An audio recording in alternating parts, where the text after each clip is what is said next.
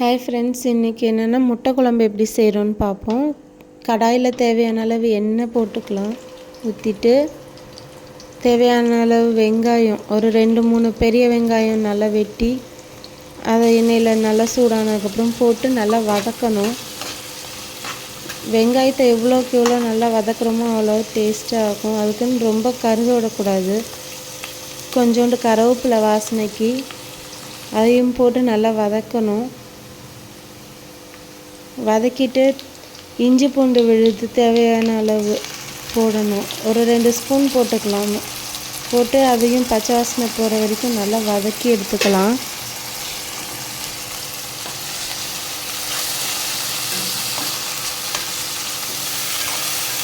நல்லா வதக்கிட்டு ஒரு 3 பீஸ் தக்காளி நல்லா பொடிசாக நறுக்கி வச்சு அதை போட்டு நல்லா வதக்கணும்.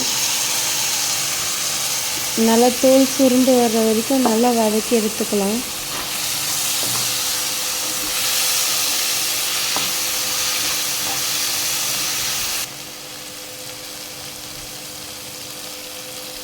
அப்புறம் தேவையான அளவு குழம்பு மசாலா தூள் தனியாக நம்ம வீட்டில் அரைச்சி வச்சது தான் நான் எப்போவுமே யூஸ் பண்ணுவேன். அதனால் அதில் ஒரு 2 ஸ்பூன் போட்டு நல்லா வதக்கி எண்ணெயில் வதக்கி லைட்டாக தண்ணி ஊற்றி அந்த பச்சை வாசனை போகிறதுக்காக நல்லா வதக்கி கிளறி விடணும்.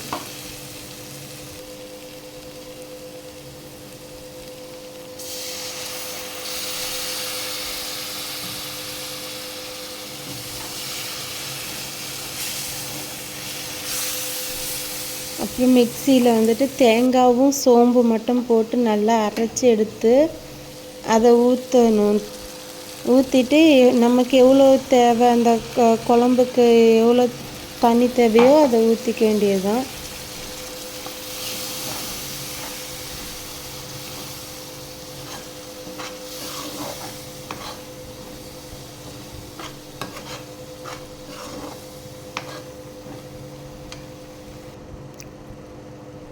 குழம்பு நல்லா காய விடணும்.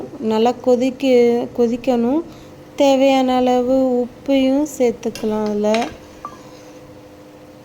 உப்பெல்லாம் போட்டு உப்பு பார்த்துட்டு அதுக்கப்புறமா சிம்மில் வைக்கணும். நல்லா கம்மி பண்ணி வச்சுட்டு ஒரு முட்டையாக உடச்சி நம்ம ஊற்ற வேண்டியது தான்.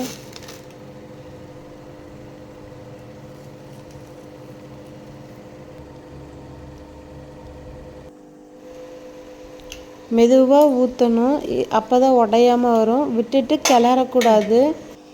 நம்ம எத்தனை முட்டை தேவையோ ஊற்றிட்டு கிளறக்கூடாது. கொஞ்சம் அப்படியே சிம்லேயே நல்லா மூடி போட்டு கொதிக்க விட்டிங்கன்னா முட்டை குழம்பு ரெடி ஆயிரும். அப்புறம் மெதுவாக கரண்டியை வச்சு கிண்டி எடுத்து சர்வ் பண்ணுறதுக்கு ரெடி ஆயிரும். Thank you friends. என் சேனலை சப்ஸ்கிரைப் பண்ணுங்கள்.